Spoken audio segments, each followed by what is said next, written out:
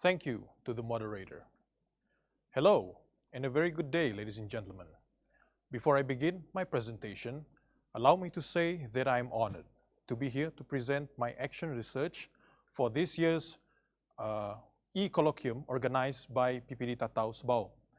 Without wasting any more time, allow me to start.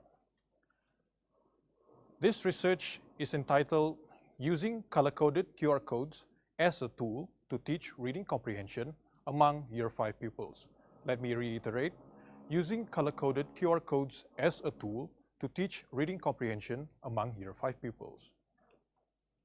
Now, allow me to say a little bit about myself. Allow me to talk about a little bit about myself. My name is Howard Victor Anak Petrus. I have been teaching for 1 year in SK Rumah Keseng. Qualifications, I have a degree of Bachelor's of Teaching in Teaching English as a Second Language for Primary Education. I have achieved Band 5 for MUET. I went for my training in Institute of Teachers Education, Batu Lintang Campus, Sarawak. I major in TESOL. My minor is TMK, and then my past research presentation experience. I have presented this research during my Viva in 2019 and in Melta conference in 2019 as well. Now let's get into the research.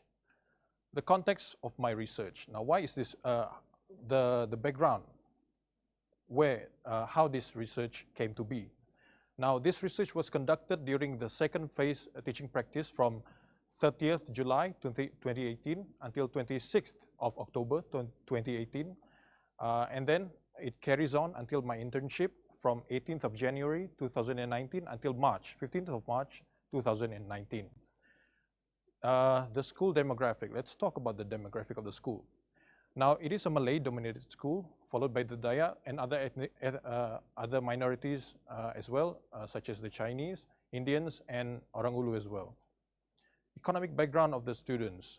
Now, the majority of the pupils came from a stable financial income. However, the lower income pupils still make up a good portion of the school's population. Social background.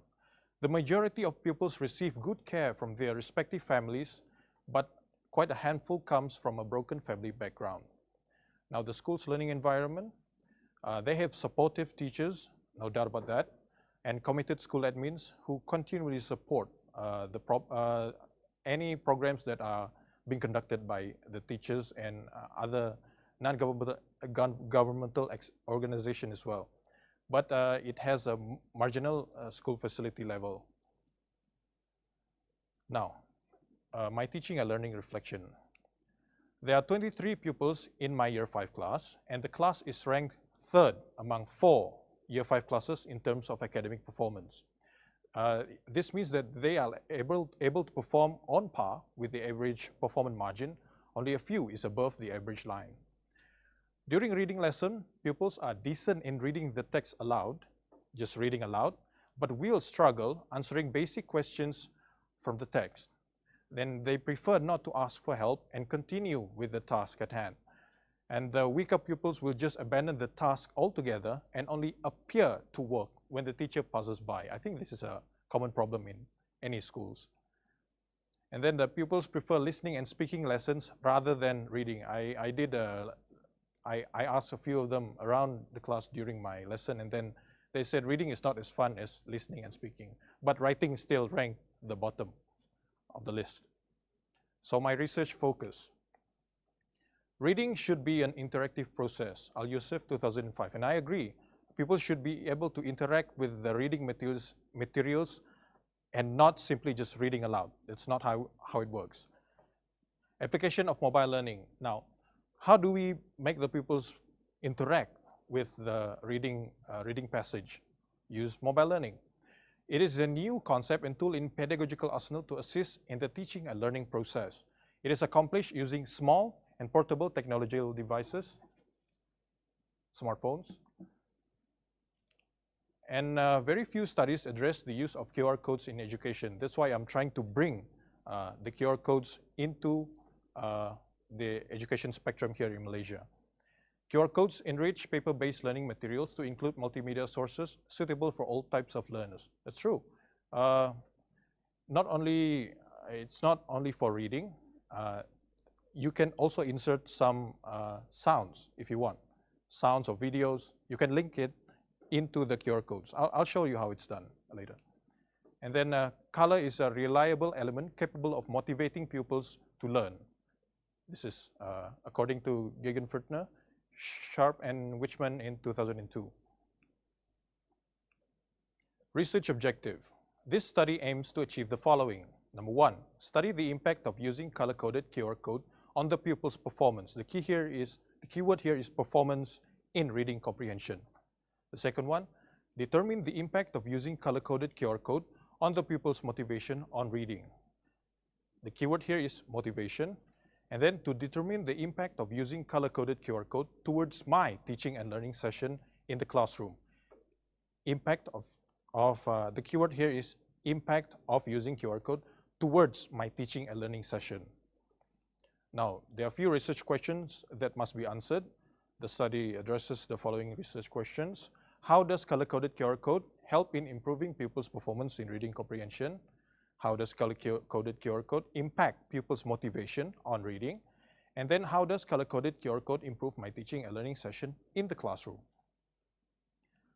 Now, this is initial data collection. This is an interview transcript that I transcribed from my interview with my mentor during my practicum session. Here it says that the pupil's learning difficulty, unable to make meaning due to limited vocabulary. And then here my mentor expresses that the pupils are lacking in motivation. They like to talk about non-related things, refuse to ask for help, and giving up and taking the easy way. Like to copy their work from their friends. That's not how we want the reading session to become. And then mentor's suggestion, making reading interactive, piquing pupils' interest, and incorporate technological elements in the lesson. That's what I'm trying to do here. I'm taking my mentor's suggestion into consideration when making this research. And this is examples of what my pupils did, answering simple WH questions in which they got it wrong. The following are examples. And then this is taken from one of my lesson plan during my practicum. Pupils displaying signs of lacking in motivation and simply giving up when things got hard. They would directly ask me for answers, only doing their work when I'm around, and they do not know how to find the answers. That's a problem that I am trying to address. So a little introduction towards my pupils. Ain here is a female. She got 56% for her BI Pemahaman, paper 1. Her characteristics, active, hardworking, but she is very slow when doing her work. Naim as well, introverted, unresponsive, and slow. He may be the weakest among the 4 of them. And then Hazik, talkative, short attention span, and also a daydreamer, as well as Daniel, shy, quiet, and daydreamer as well. So for my action, I'm using Cummins and McTaggart model of action research model to carry out my research. First, reflect. Based on my teaching and learning experience, I reflect on myself and what I can do to improve my lesson. I reflect, and then I'll plan. What intervention am I going to use when I'm carrying out my research, when I'm carrying out my intervention? And then I act on the intervention itself. And then, after acting, observe whether the intervention itself was successful or not. And then I'll reflect. If it's not successful, I'll carry out the planning again and again for the second cycle. So pre-test, how is it done? So let's take a look here. This passage was taken from Year 5 KSSR textbook, Unit 4, page 34, Malaysian Legends. This is about Cik Siti Wan Kembang, the female ruler of Kelantan. Now, for the pre-test, the pupils are given this exercise to complete, and then this is the question that they must answer. So this is taken from the textbook. Everything is from the textbook. So this is what it looks like before my intervention, and then for cycle 1. Okay. This is how it is done. Remember this? This? Okay. This passage will be converted into several QR codes in order.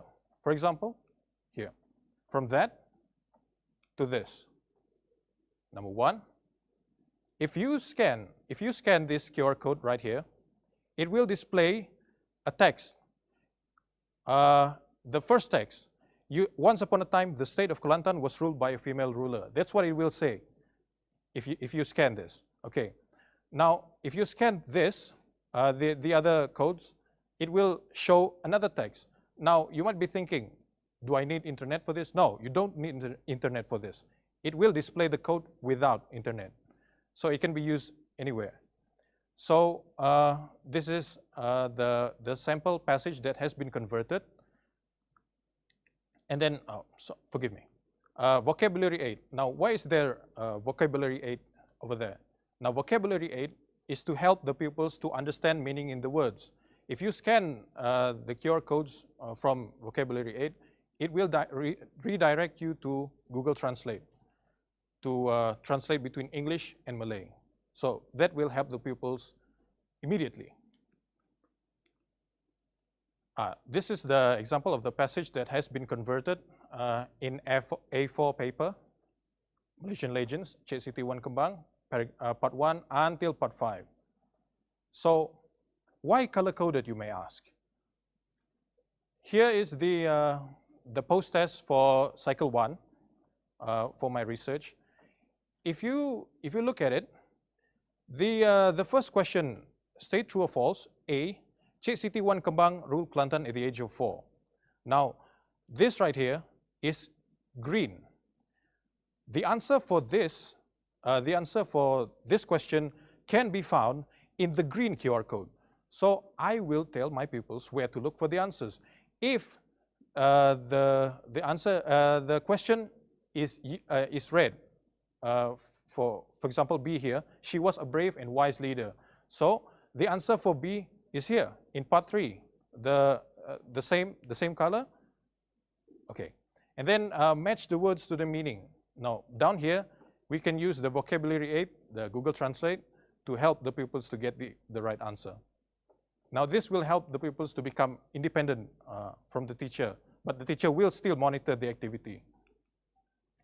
This is the vocabulary aid, and this is how it is carried out.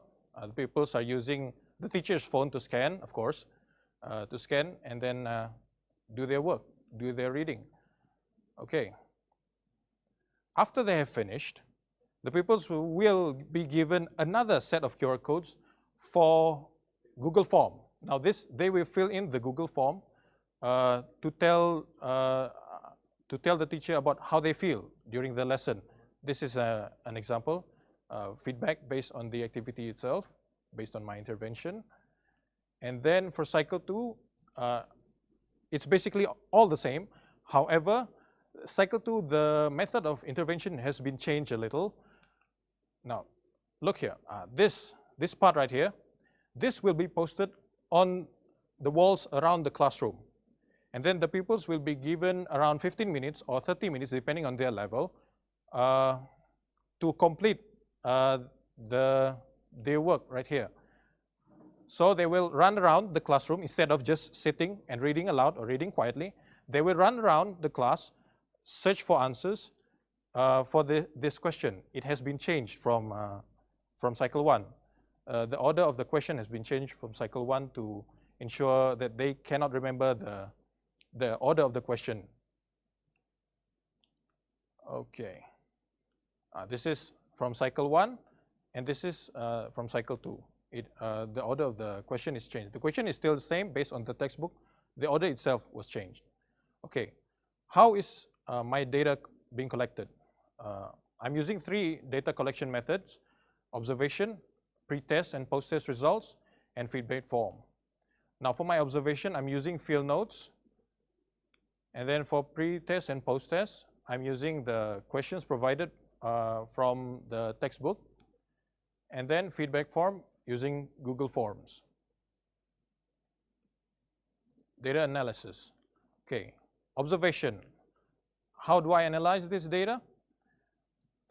After I have completed my field notes, after observing the pupils and making notes, I begin to find certain keywords that linked, that can be categorized into several categories. Yes, pupils here we can see began asking me what they are. All of this reflects that the pupils are motivated by curiosity without wasting any time. And here, pupils are genuinely interested in the activity.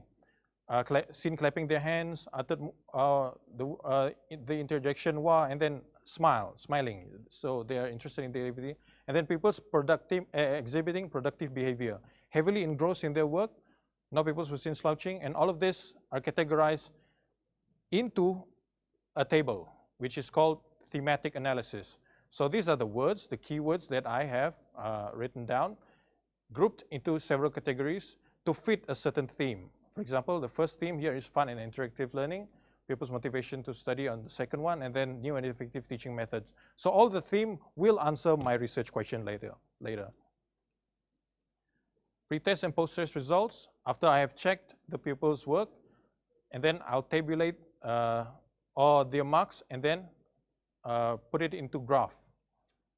And then for feedback form, I'm using Google Form to do my analysis here. Also, all of the pupils' responses are recorded accordingly.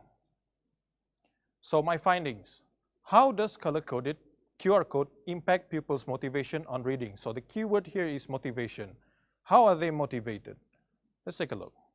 Pupils are motivated by curiosity, shown here. And then pupils are genuinely interested in the activity, clapping their hands and all, here. And then pupils exhibiting productive behavior, here. All of the pupils completed their work, which is great, because prior to this, they won't even bother. So I have to do something about that, and so far it is successful.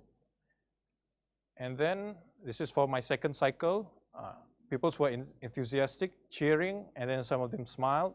This makes it fun, the learning fun. Encouraging healthy competition. Remember that they have to race against time to find out the answers.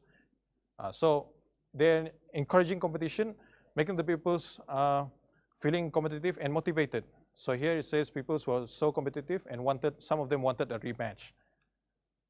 So next, how does color-coded QR code help in improving pupils' performance in reading comprehension? The keyword here is pupils' performance. So when looking at the pre-test for cycle 1 and cycle 2, there's significant improvement in pre-test until cycle 1 and then cycle 2. Take a look at Haziq here. Haziq has, during the pre-test, only 3. I managed to get 3 marks. And then for cycle 1 and cycle 2, he managed to get 9 marks. So that's a significant improvement when considering 3 until 9. So this is part of their work. 0 until 4, all correct. And then this is part of the feedback form. Do you feel confident in writing exercise now? Yes. Okay. Next, how does color-coded QR code improve my teaching and learning session in the classroom? So the keyword here is improve my teaching and learning session. So when looking back at their characteristics, the pupils are able to overcome that and become more productive during the lesson. And then they are more motivated. That's what I'm trying to improve on myself. See, here it shows that pupils enjoy interactive reading. And then my findings can be summarized in like this. Pupils become more motivated in answering reading comprehension questions, and that causes the pupils' performance in the post-test to improve. And then that causes the QR codes to be able to improve my own teaching and learning. So it's related to each other. Conclusion. So QR codes does help in improving reading comprehension by motivating the pupils. It's true. The pupils, the marks that they get is higher than the pre-test. And then teachers also benefit from using QR codes as it makes the reading lesson more interactive and fun for the pupils. And then lastly, future of QR codes in education. There are a lot of things that you can do using QR codes, not just reading comprehension. You can use it for treasure hunts and all of that. So that is all from me. References. Thank you. So back to you, Mr. Moderator.